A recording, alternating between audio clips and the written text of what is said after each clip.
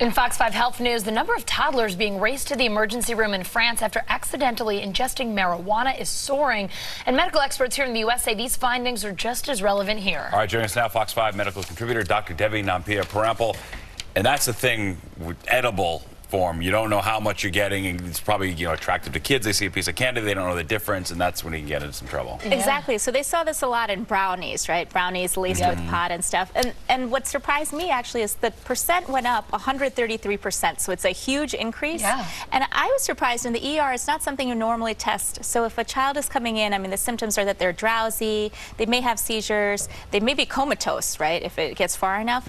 But you don't normally test a urine or blood drug screen on kids that are, most of these kids were actually 1.5 or younger. Wow. All of them that they looked at, so the 235 they looked at were under 6. So that's not something you usually think of in a kid, right? Unless the parents say something. So I have a feeling these things are happening here in the U.S. We have legalized marijuana in certain states, right? Whereas we don't in France. Yeah. So the thing is, I think this is still happening here. We just haven't studied it, and most likely the ERs aren't usually testing for it. They probably wait it out or think maybe there's a virus or something else and try to treat the child that way. The parents are probably freaked out too. They don't want to get in trouble if it's there. They just might know what it is. Yeah, exactly. But I think it's important for parents, if there is any sign, so if your child looks unusually drowsy, if they're having any sign of seizures, which means maybe some abnormal movements in their limbs or anything else, or even eye blinking, or they just seem zoned out, and they're a small child, it's important to go to the ER and just let the ER know that information. Typically, doctors aren't after you for this type of thing. Their priority is to protect the child, so you want to let them know. Meaning it's safe to tell them. Yes, I think that's the main thing, to save the child. The kids will be okay. Gotcha. All right, good deal. All right, a recent study claimed taking vitamin B3 supplements during pregnancy could prevent miscarriages and birth defects, but now some doctors are saying, not so fast, more research needs to be done. The global rejoinder to every study always. More research.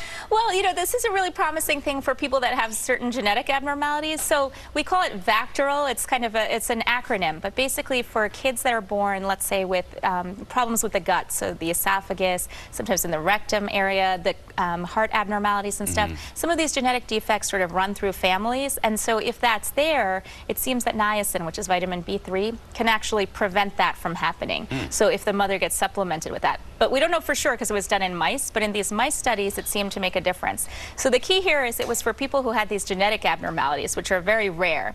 So for most people, they don't have that genetic abnormality. They can have a miscarriage, they can have birth defects for all kinds of reasons, not always that reason though.